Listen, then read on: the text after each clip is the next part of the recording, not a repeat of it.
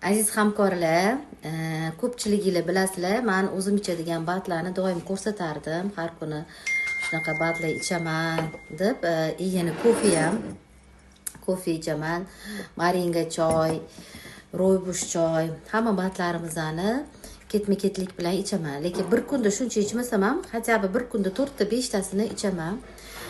Buni nimaga aytmoqchiman? Ko'pchilik nima bo'lar ekan Sanobar Askarova shuncha batni ichyapti deganlar ham bo'lgan.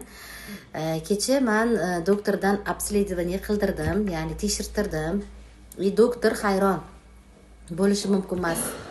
Bunaqa yo'q deydi. Jigar toza, oshqozon toza, ichaklar toza deydi. Давление нормальный, saturatsiya нормальный.